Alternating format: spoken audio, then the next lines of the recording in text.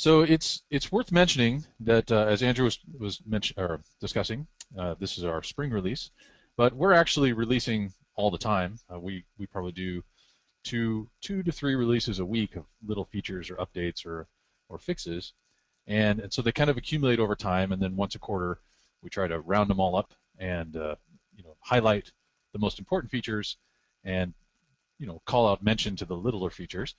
And that's what we're going to be doing today. In fact, I'm actually deploying right after this webinar, so we'll have some new features right after I finish telling you about the ones that we've released recently. Anyways, the most significant feature in our spring 2014 release is the availability of clustering, our first unsupervised learning offering. So we're going to be focusing this webinar primarily on clustering, and then as we go through a few live demos, I'll show some of our other new features as well. So to get a better sense of how clustering complements BigML's existing decision tree algorithm, let's briefly look at the difference between supervised and unsupervised learning.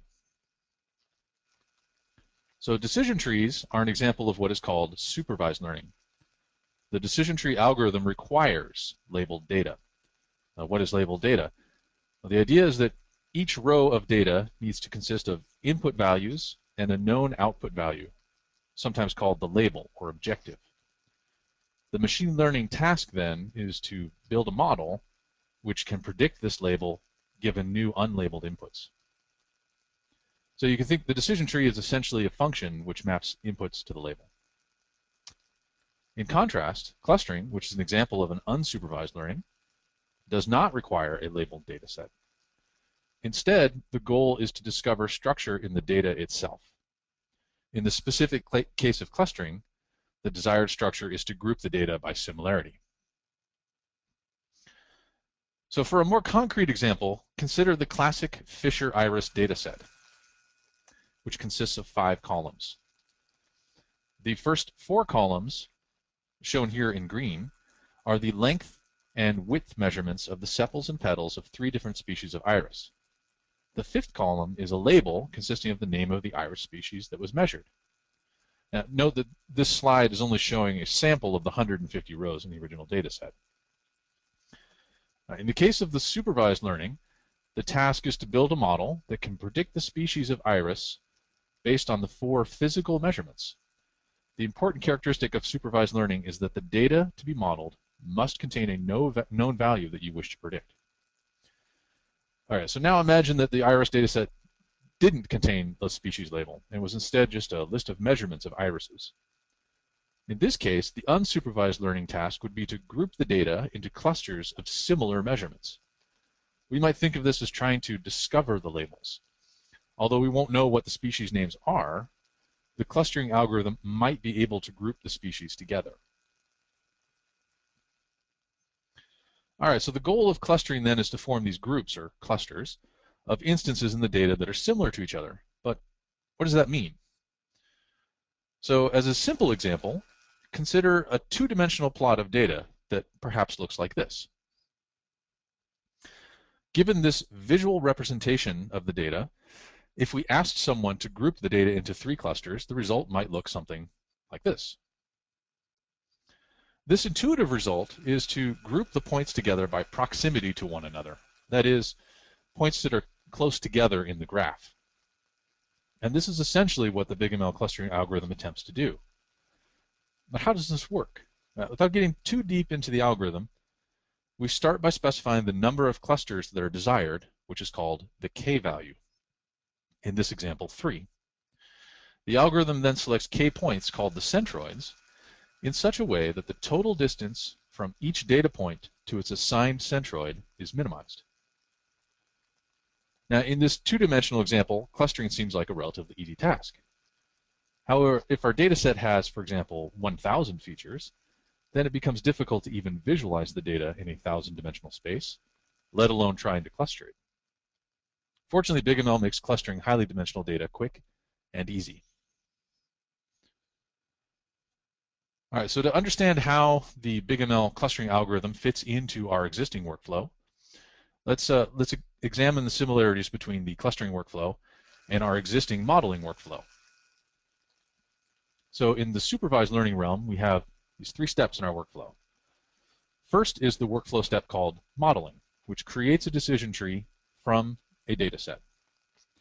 The corollary in the unsupervised learning is the cluster step, which takes an unlabeled data set and creates a cluster. Then we have what we call our prediction step, where we take as input a model and a single unlabeled instance, and we create a prediction for the label. Likewise, for unsupervised learning, we have the centroid step, which takes as input a cluster and a single instance, and returns the centroid and cluster number to which the instance belongs. And finally, there is the batch prediction step.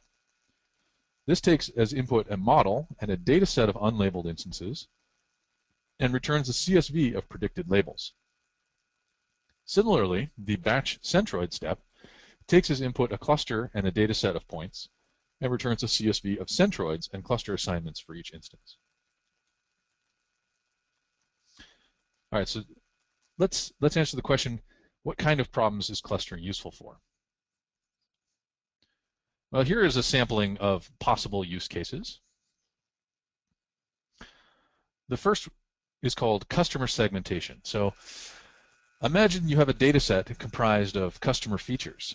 And the idea here is to group the customers together and then explore properties that relate to the population segments, perhaps to target your marketing or identify weaknesses in your sales process. Clustering can also be used to perform what we might call item discovery. For example, finding items that a customer may like based on similarity to other items. Another use is data summarization, which can also be thought of as compression. In fact, clustering can be used to literally compress the RGB space of color images, for example.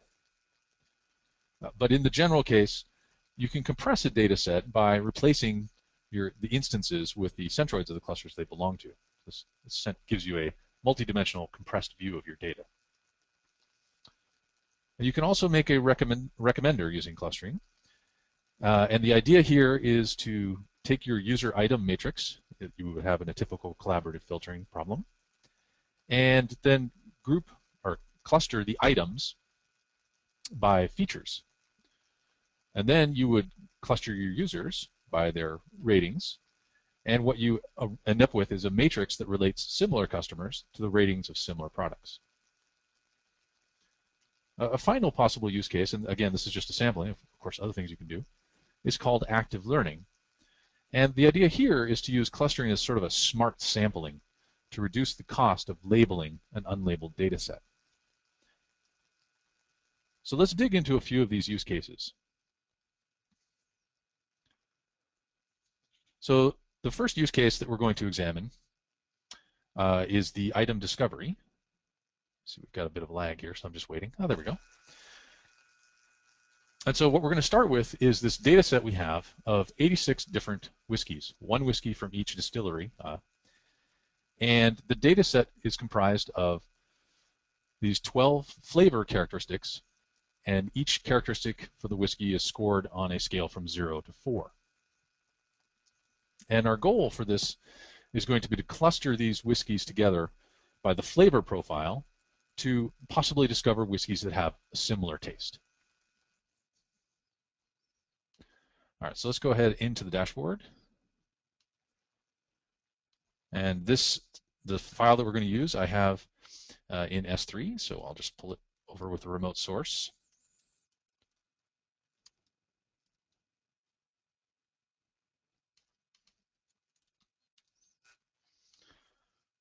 And let's go ahead and have a look at this. All right, so here we see we have 13 fields. The first one is the distillery that produced the whiskey. And then we have these 12 measurements, as we were describing before, and each measurement has a rating from 0 to 4. So we have body, sweetness, smoky, honey, etc. Now I need to correct this source a little bit because I don't want this field to be treated as a text, and this tobacco field comes up as a categorical because it only has 2 values. So I'm going to go ahead and force that one to be numeric as well. And I'll update this source, and then we'll go ahead and just create our data set. Now you'll remember from the workflow discussion that we form clusters from data sets, which is why I took the source and created a data set. And now we can just cluster this data set directly. So in the configuration panel here, where we have, as usual, our configure model and configure ensemble, we now have a new feature here called configure cluster. And if we open this configuration panel, we can see that we've got some options. One is that we can specify the number of clusters we want. For this example, we're going to go ahead and set this to 10. And in addition, there's this field called scales. So let's talk a little bit about scaling. Why do we have to scale? So when we do this clustering, the algorithm is going to essentially compute a multidimensional Euclidean distance. All right, and so the scale of the numeric features is very important. Imagine if you were clustering a data set that had house information in it. So maybe you have number of bedrooms, number of bathrooms, and the price it was sold for, and you were trying to cluster that together.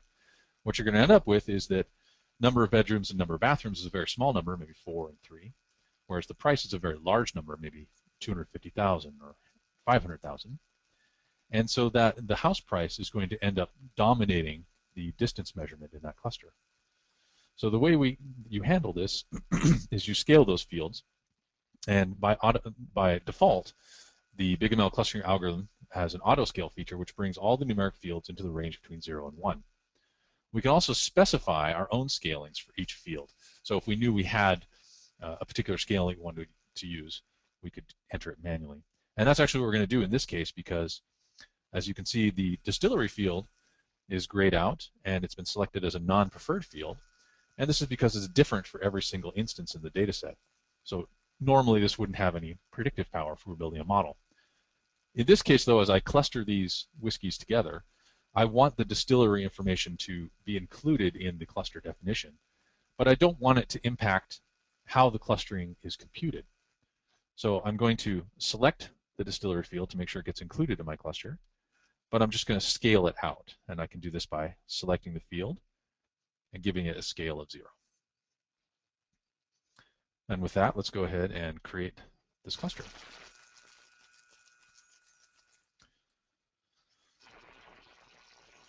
All right, so let's talk a little bit about this visualization that we're looking at.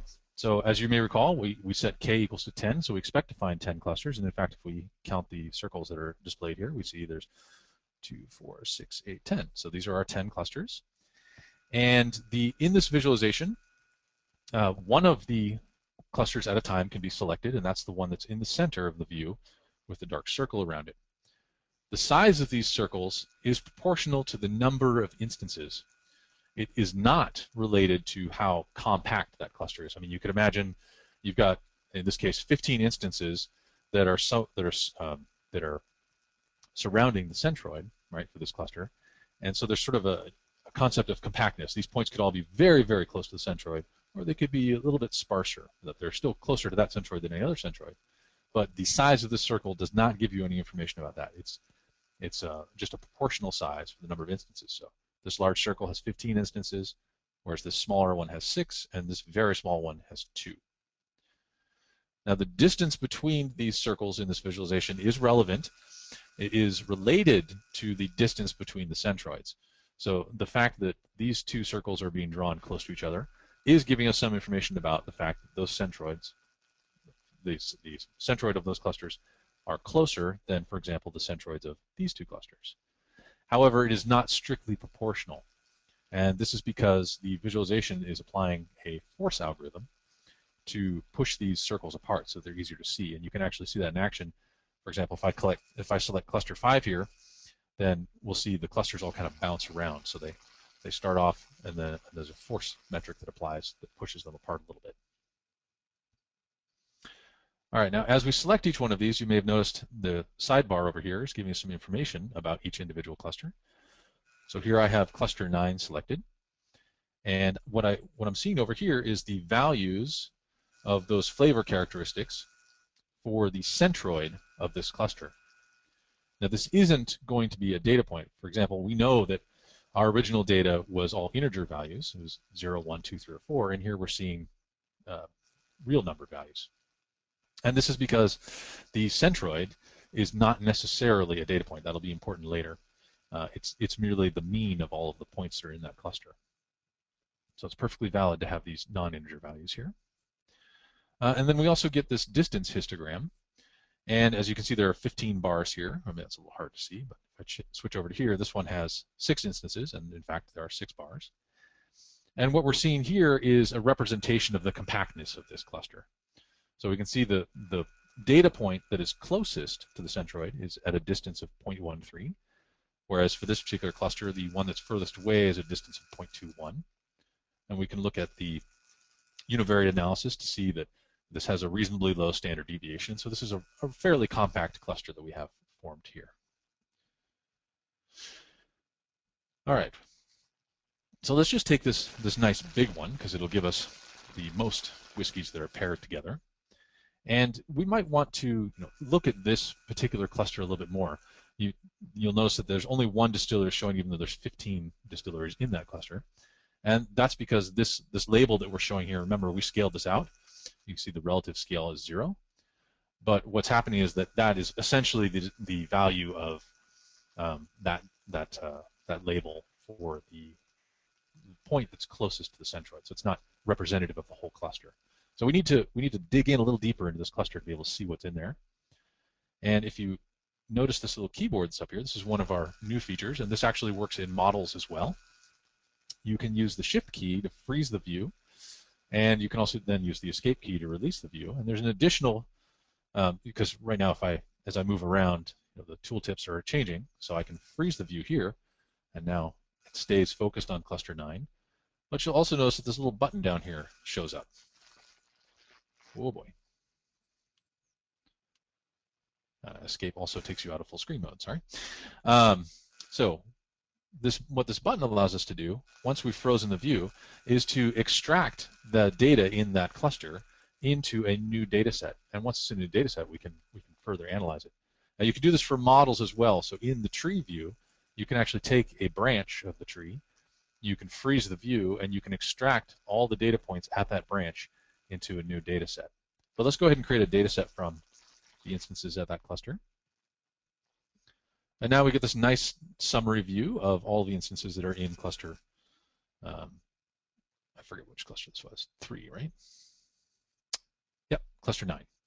All right, so now we can see that, remember, these are now going to be all whiskeys that somehow have a similar taste profile. And so if we just kind of scroll through here, we can see that, hey, if you happen to like Speyburn, then you might actually like Glenfiddich as well, all right, because they have a similar taste profile. Now we can kind of get a sense of what this taste profile is. We still don't know what it would be called, for example, but we could make up a label if we wanted to. So we can see, for example, that the body is ranging between 0 and 2, but the sweetness is actually rather high. It's between 2 and 4, so that's the high end of that spectrum.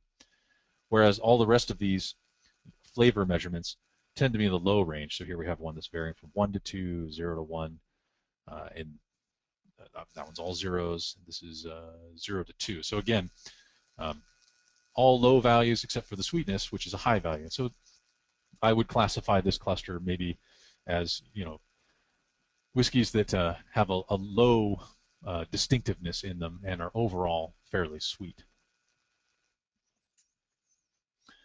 All right, so we could go back to the cluster view and we could explore each one of these clusters individually, clicking on it, freezing the view, and then extracting the data set and looking at the contents.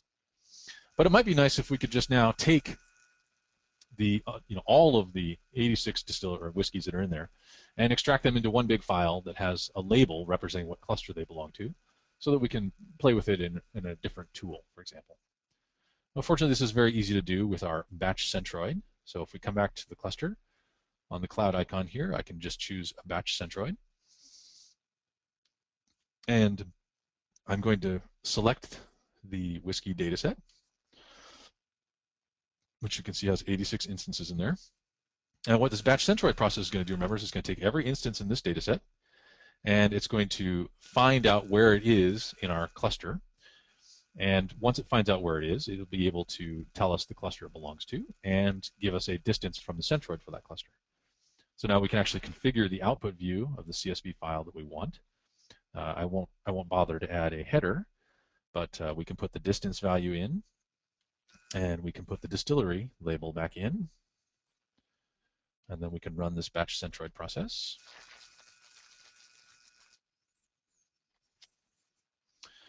And we can download this now as a CSV file.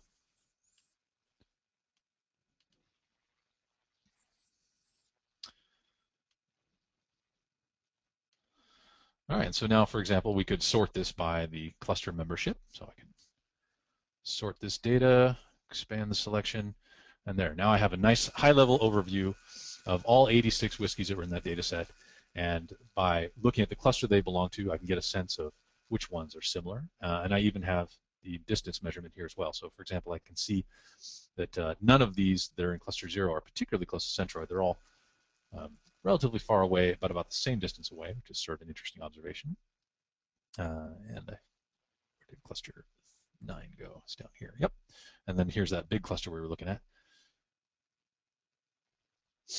All right.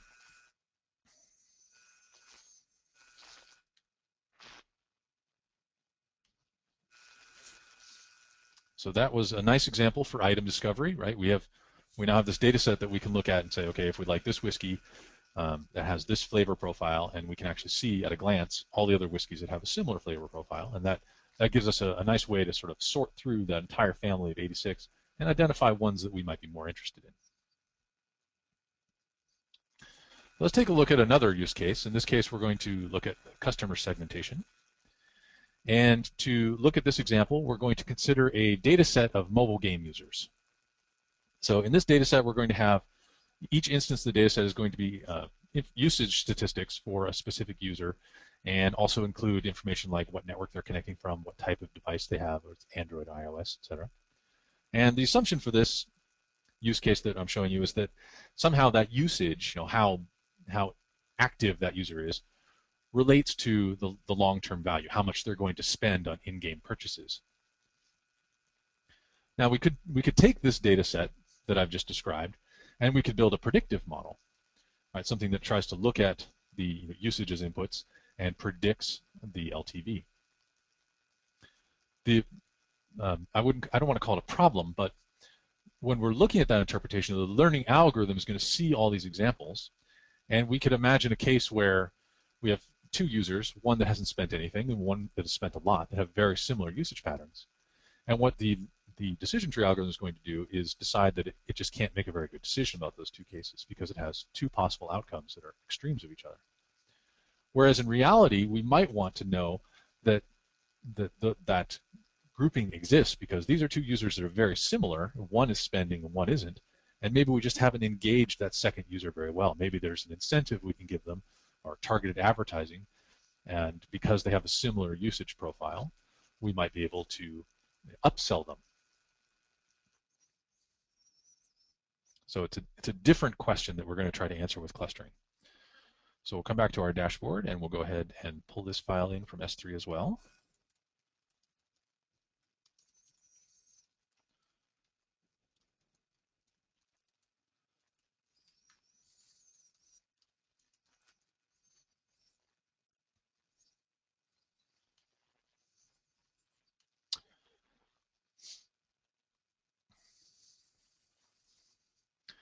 And let's just quickly take a look at these fields and describe them a little bit. So here we can see we have a customer ID, which will be useful later for identifying the specific customers that we want to re-engage. And we also have the device type and a source, the different networks that they're coming from. We have a status field, whether they're active, churned, or I think the other possible status is dormant. And then we have some measures of usage, how long they've been a user, the days they've been a paying customer, their average session length. And then down here we have this final category where we have a total amount that they've spent, and then we have sort of these quartiles of free, minnow, fish, and whale. So let's go ahead and create a data set from this, and we can see what some of these distributions look like. All right, so now we have some counts. We can see there's 10,000 users here. And we've got a lot of missing values, which are important to pay attention to because when you do a clustering, the missing values can cause those instances to be ignored by the clustering algorithm. So we're going to pay attention to those. Now, in the particular setup that we're discussing here, we're interested in customers whose status is active. Now, why is that? Well, because we're looking for customers that are currently using our mobile game, and that just aren't spending enough. We're going to try to engage those customers and get them to spend more. So that we kind of want to ignore the churned and the dormant. Now, of course, we could ask a different question. We could come back and redo this and say, okay, well, these customers that have churned or become dormant, we can analyze their usage patterns. And these now are, the question is now, how can we re-engage these users and get them to come back? But for this, let's just concentrate on the status equals active. And so what we're going to do is filter this data set. And that's very easy to do. We'll just filter by the status feature equal to active. Now, once we do that filtering, we won't need the status field anymore because everyone will be active, so that'll only have one possible value. Also, anybody who's active obviously hasn't churned, so we'll just go ahead and take that out. And I'm going to remove longevity and days as customer as well. I think conversion time, we'll just take that as well. So now we just have this nice clean data set of device type, where they're coming from, and information about how much they're using it and how viral they are, how much they're recommending it, and then how much their spend is. So let's go ahead and filter this data set. All right, so now we have a nice clean data set with no missing values. And let's take a look at our distribution of our categories down here. So we're down now to about half our users, 4,886. And we can see the distribution of fish versus free versus minnow and whale. And you notice that the whale population is relatively small. So we want to, in our clustering algorithm, we might want to highlight those customers more. We want to draw the clustering algorithm towards those instances more, and have those customers that are whales have more impact. So how can we do that? Well, we can actually, very similar to our decision tree algorithm, you can add weights into the clustering algorithm that give specific features, or specific instances, sorry, not features, specific instances in your data set more weight in how the algorithm computes the clustering. But we need this to be a real numbered value. But to do that, we can actually just use the LTV, the total spend. So here we have a value that's ranging from 0 all the way up to 360. Now that's a little big. I don't want to dominate the other features quite that much, so maybe I would like to normalize this LTV down to an integer between 0 and 10, say, for example. Unfortunately, this is relatively easy to do as well. We can add a new field to our data set. We'll call this the LTV weight. And you'll notice there's quite a few different functions. There are actually new functions in here as well. But for right now, we're going to choose normalize. And the feature we want to normalize is the total spend. And we want to normalize it into the range 0 to 10. All right, and once we do that normalization, we won't need the original feature anymore. So I'm creating a new feature by normalizing the total spend and removing the total spend. All right, so let's go ahead and create this filtered data set. And now we're almost ready to cluster it. Okay, so let's create a cluster. So we'll take our data set, and this time we'll do one with more. So let's set our K value to say 30. Similar to the whiskey data set, I want to include the customer ID and actually the category as well, but I don't want them to impact the clustering algorithm. So I'm going to add those into the scales. So customer ID, we'll scale it out. And category, scale it out. So they'll come along in the instances in the information in the cluster, but they won't impact how the clustering is computed. And then we're going to add our weight field. So LTV weight. And you'll notice that customer ID, because it's unique for every value, has been selected as non-preferred. So we'll put that back in so that it doesn't get lost. And go ahead and create this cluster. So this time in our visualization, we're going to expect to see 30 little bubbles, which will be a little bit more dramatic. All right, so this cluster right here, which is pretty close to the center, we notice looking on the right-hand side here that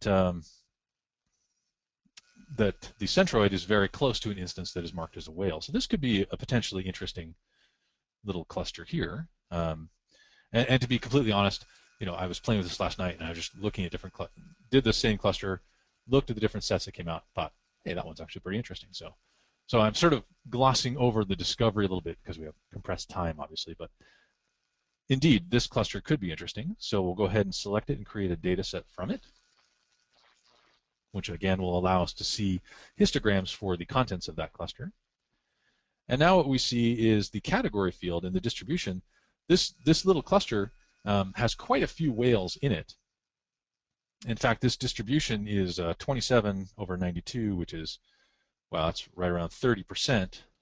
Whereas if we look at the original data set, so if I go back to the data set that we just clustered from, we can see we have 802 out of 4866, which is only 16%. So we have almost twice as many whales by percentage in that cluster. So that is in fact an interesting cluster of usage profiles.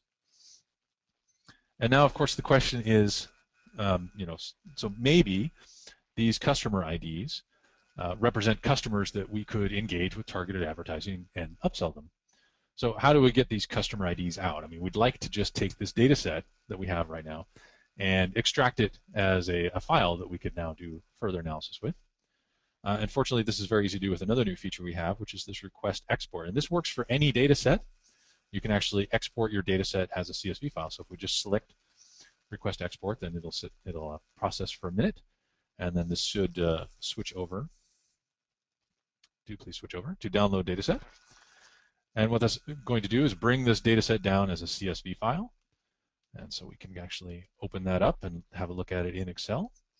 And so here we have our customer IDs. And remember, these are all the customers that were in that data set that had a higher percentage of whales. And so now we can extract these customer IDs and we can try engaging those customers directly.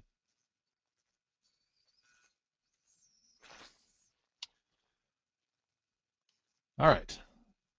So we're going to go ahead and run one more use case. We're going to take a look at a somewhat contrived example of active learning. Now, I say that because I've structured this demo so that it looks really impressive. It's not always going to be that impressive. In fact, if you read some of the literature and how the art here is in how you choose the samples. But let me explain a little bit more, and then I can mention that again. So to look at this active learning problem, what we're going to do is imagine that we have a data set of diagnostic measurements of 768 patients. So, we set up a little office somewhere, and we had 768 people come through, and we made measurements like what's your blood pressure, how high, what's your BMI, that kind of stuff. Very, very easy measurements to make. And now we want to test each patient in some kind of a clinical test, a definitive test, as definitive as can be, to see whether or not that patient has diabetes. So the ultimate goal here is we want to try to build a model that, based on those diagnostic measurements, can predict whether or not you have diabetes. Okay, but for the sake of argument, let's imagine that clinical test, right, is very expensive. So we're at the step where we've got these 768 instances that were easy to collect, but they're unlabeled with the feature that we're interested in, which is whether or not those people have diabetes. And the question is, can we get away with testing fewer people? And so the goal here is to cluster those people together and then use samples from the clusters, because those as we cluster, we're sort of assuming that we have users that have similar diagnostic measurements grouped together, and so we can just sample from those clusters, and perhaps that will perform better than a random sample, which is, of course, the other thing we could do. We could just take 10% of the people and test them. Now, for a more realistic example of high cost, you could imagine this is a data set with perhaps 1 billion transactions, right? Each one needing to be labeled as fraud or not fraud. That could be a very expensive calculation to do. And if there was some way to sort of pre-filter and say, okay, we can get away with just looking at this 1% or this 10% and perform better than doing a random sample. Or the classic, maybe you have 1 million images and you need to classify each one as whether or not it's a picture of a cat, right? So let's go ahead and take a look at this example. Now I have this source file in S3 as well. So let me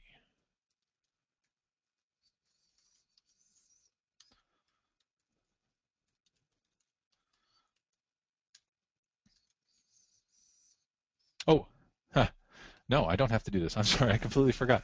I'm actually going to run this demonstration exclusively using our API. And the reason why is because this is a nice opportunity, or a nice way to keep driving this concept of, BigML has this great UI, but we're also providing this programmatic machine learning where you can interact with our API in a very high level way and do these types of machine learning tasks. In this case, we're doing sort of a semi-supervised. We're going to do an unsupervised clustering and then a supervised modeling, and then we're going to evaluate and compare it to a random sample and see how well we did.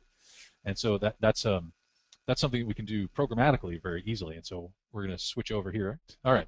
So in this first block of code in the IPython notebook, when I instantiate this API connection, I don't have to pass a username and API key because I just loaded those in my environment where I'm running this IPython notebook, hopefully. Okay, so we have this the source file that we're going to use available in S3. So the first thing I'm going to do is create our source using the API create source, and we can actually just pass this S3 URL literally, and BigML will stream this over in a cloud-to-cloud transfer, and we'll create that source for us. And then because it's an ARF file, it automatically gets a weight field, so I'm just going to take that out. That's all this excluded field is doing. Takes out the 9th field, and I'm just going to create a data set from that source.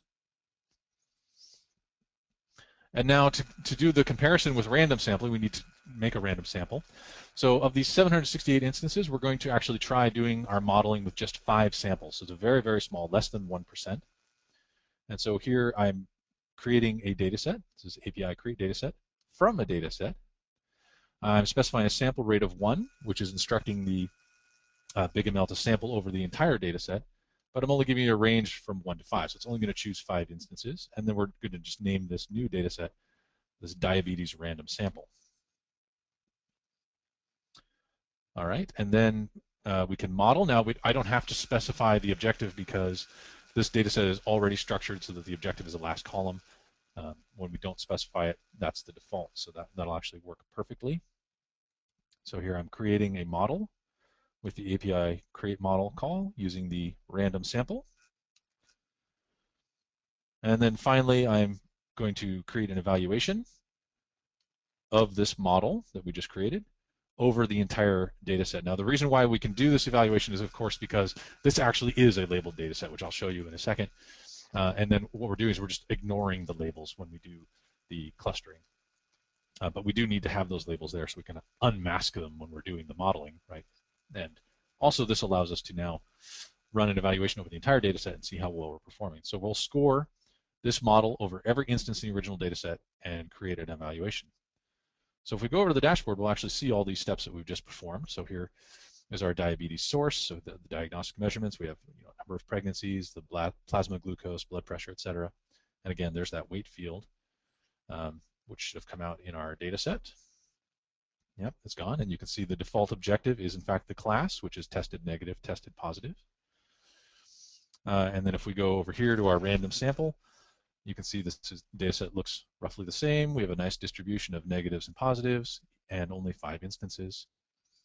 And we did actually build a model from this data set, a very simple model, of course, because we're only giving it 5 instances to compute from. And then we actually created an evaluation for this model as well. And now we can see, how well this model is performing. So overall, we have an accuracy of about 65%, and here's some measurements on precision and recall. If we can compare this, let's see, to mode. Yeah, actually, so not too bad for only sampling 5 instances. But let's see if we can do a little bit better with the active learning case.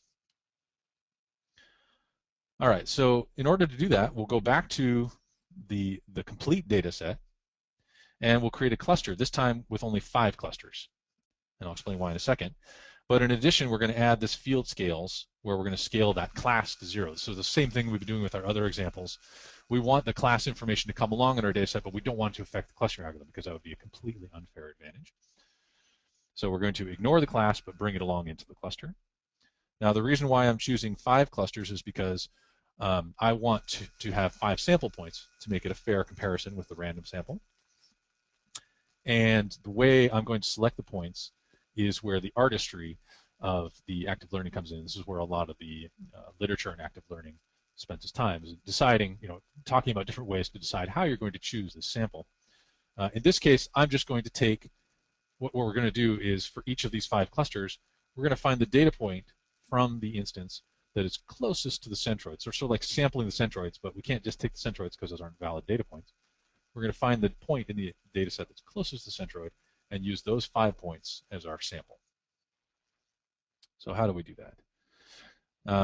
The first thing we're going to do is we're going to create a batch centroid. So we're going to take this new cluster that we just formed and evaluate every instance in the data set. And so we're essentially labeling them with the cluster and the distance from the cluster. So we're going to include all fields in the CSV output, including the header and the distance, which we'll call the distance. So let me go ahead and run that and show you what we've done. So we've taken our data set.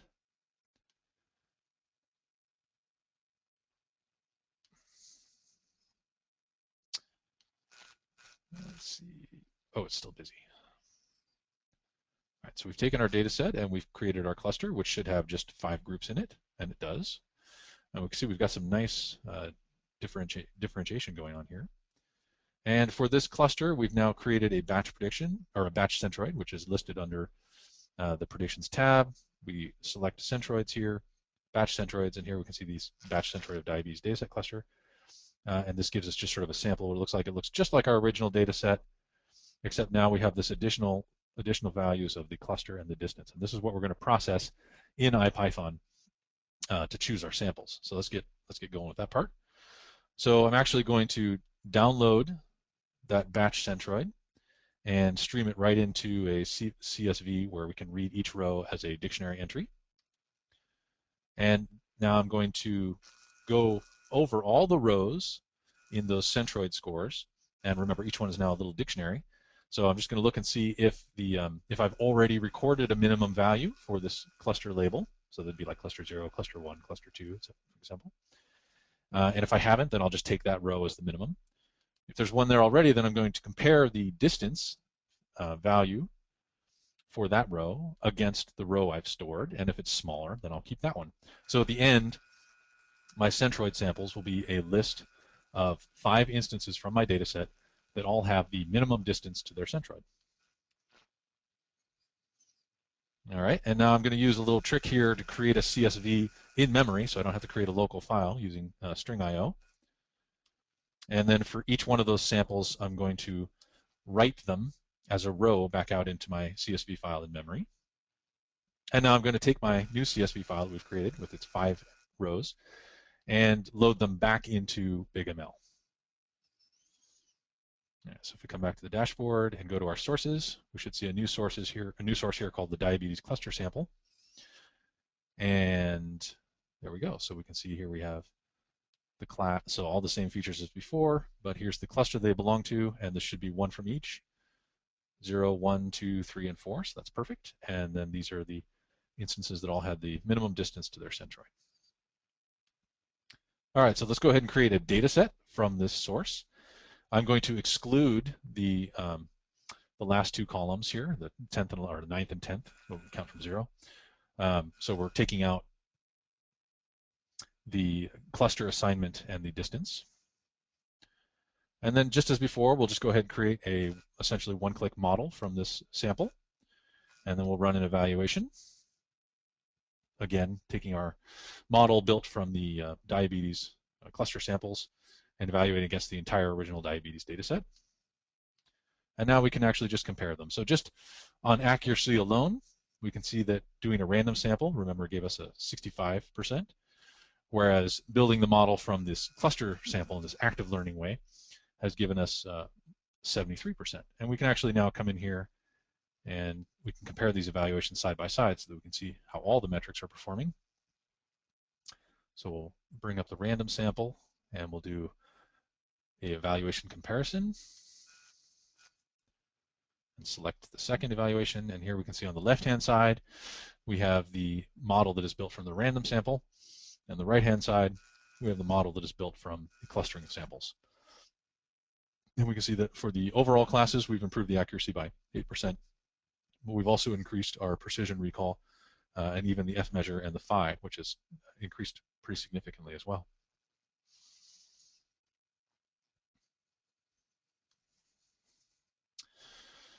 All right, so BigML's clusters are so easy to use that it can be easy to forget the complexity that is being hidden. So quickly handling high dimensions, seamlessly handling of mixed data types, so numerical, categorical. I didn't show you any examples, but you can even do clustering with text fields.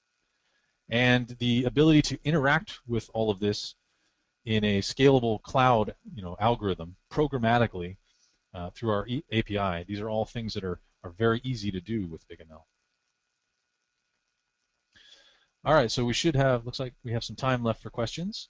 Of course, please don't hesitate to ask us questions through email or online campfire as well. But if you've got a question that's just burning right now and you want to get it in at the end of the webinar, go ahead. And with that, I'll yield back to Andrew to moderate our questions.